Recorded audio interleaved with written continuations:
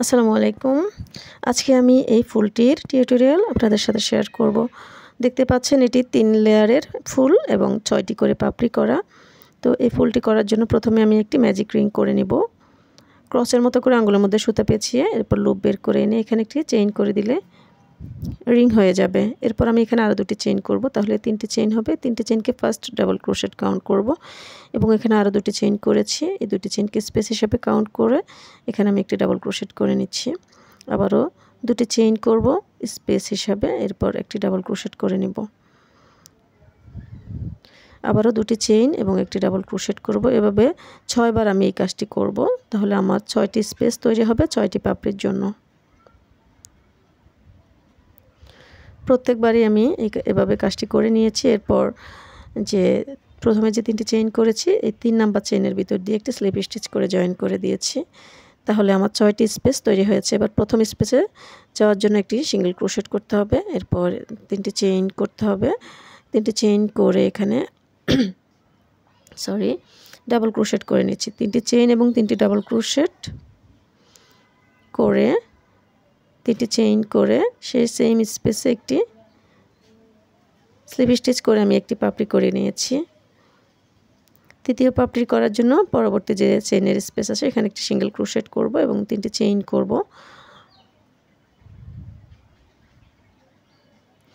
এরপর 3টি double crochet করে আবার 3টি চেইন করব। এরপর এখানে স্লিপ স্টিচ করে আমি এই পাপড়িটি শেষ করেছি। এভাবে 6টি পাপড়ি করে নিয়েছি।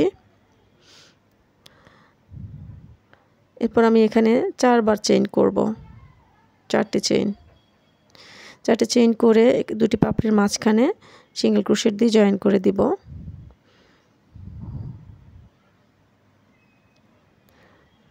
পরবর্তী লেয়ারের জন্য বেস তৈরি করছি।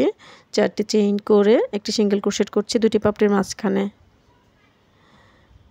তো দ্বিতীয় যে লেয়ারের ফুলের পাপড়ি হবে সেই পাপড়িগুলোর কাজ আমরা এই বেজের মধ্যেই করে নেব। প্রত্যেকবারই 4টি করে চেইন করে একটি সিঙ্গেল ক্রোশেট করছি। এভাবে 6 বার এই কাজটি করতে হবে।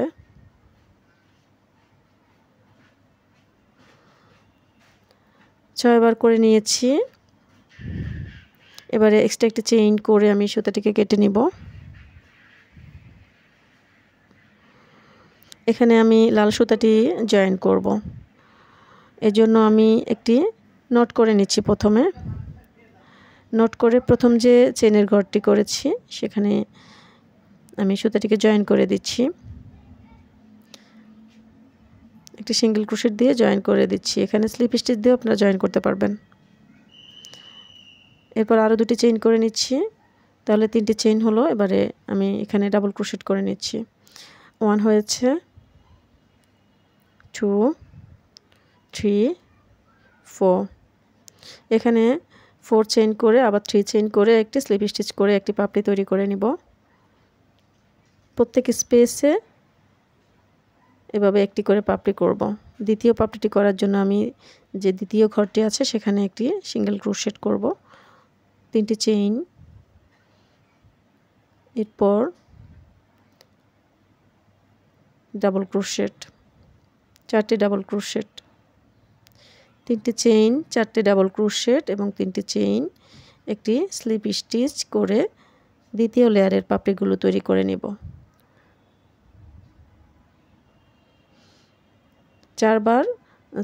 6টি পাপড়ি করে নিব এই একই নিয়মে।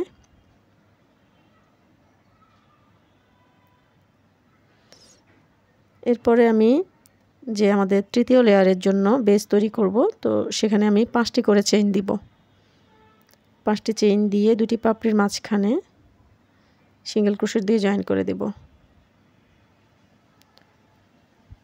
5 চেইন এবং একটি সিঙ্গেল ক্রোশেট।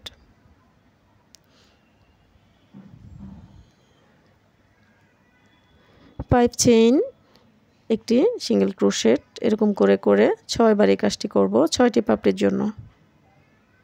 থার্ড লেয়ারের পাপড়ির জন্য এই বেজগুলো আমি করছি। এইভাবে আমি 6 বার করে নিব, 6টি বেজ করে নেব।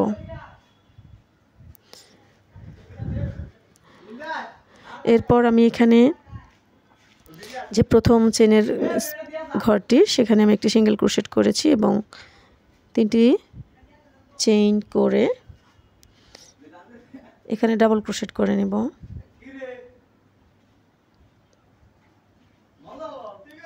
একটি ডাবল ক্রোশেট করেছি, 2টি, 3টি, 4টি, 5, 6, 6 ডাবল ক্রোশেট করে আবার 3 চেইন করে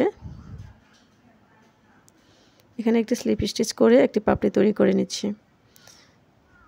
তো আপনারা দেখতে পেয়েছেন এখানে আমি 3 চেইন এবং 6 ডাবল ক্রোশেট আবার 3 চেইন এবং 1 স্লিপ স্টিচ করে আমি একটি পাপড়ি তৈরি করেছি। তো এবার দ্বিতীয় পাপড়িটির জন্য আবার 3 চেইন করে এখানে ডাবল ক্রোশেট করব।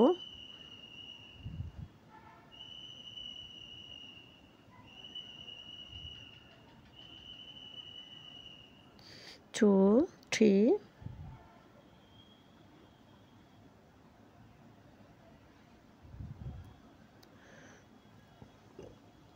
4, 5, 6 এরপর 3 চেইন করে এখানে স্লিপ স্টিচ করব সেই সেম স্পেসে।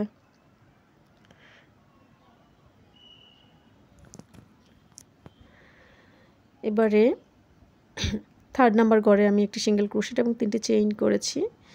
একটি সিঙ্গেল ক্রোশেট এবং 3টি চেইন করে ডাবল ক্রোশেট করে নিচ্ছি। আগের পাপড়িগুলোতে আমি যে পরিমাণ ডাবল ক্রোশেট করেছি এখানেও সেভাবে সে পরিমাণ ডাবল ক্রোশেট করে নিচ্ছি। 6টি ডাবল ক্রোশেট অর্থাৎ 6 ডাবল ক্রোশেট। এরপর 3 চেইন করে আবার সেম স্পেসে একটি স্লিপ স্টিচ করতে হবে। তো আমি 3 চেইন করে একটি স্লিপ স্টিচ করছি।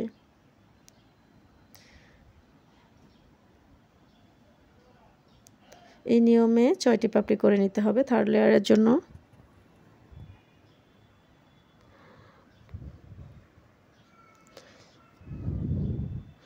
এরপর আমি এখানে এক্সট্রা একটা চেইন করেছি সিকিউরিটি হিসাবে এবং সুতাটি কেটে নিয়েছি। এই পর্যায়ে আপনারা চাইলে এই পেছনের দিক দিয়ে সুতাটিকে লুকিয়ে তারপর কেটে নিতে পারেন, অথবা আগের যে সুতাটি আছে সুতার সাথে গিট দিয়েও কেটে নিতে পারেন। তো এই ফুলটি যেহেতু আমি গলার মধ্যে লাগাবো, পেছনের দিকে সুতা তো কাপড়ের ভিতরে থাকবে, সেজন্য আমি এখানে গিট দিয়েই নিচ্ছি। গিট দিয়ে তারপর সুতাটি কেটে নিচ্ছি। তো রেডি হয়ে গেল আমার এই ফুলটির কাজ শেষে আপনারা হাত দিয়ে এভাবে সুন্দর করে মিশ করে নেবেন, কারণ কাজের সময় বটে বটে থাকে। তো ভিডিওটি ভালো লাগলে লাইক করবেন, কমেন্টস করবেন, শেয়ার করবেন আর আমার চ্যানেলটিকে সাবস্ক্রাইব করে রাখবেন। আল্লাহ হাফেজ, আসসালামু আলাইকুম।